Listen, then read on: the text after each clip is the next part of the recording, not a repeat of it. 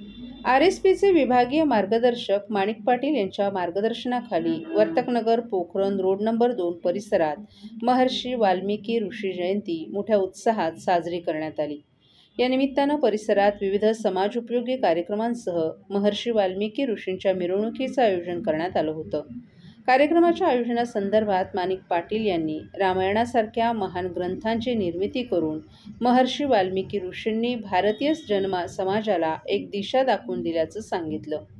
आजच्या युवा पिढीला त्याची ओळख करून देण्यासाठी या कार्यक्रमाचं आयोजन करण्यात आलं होतं।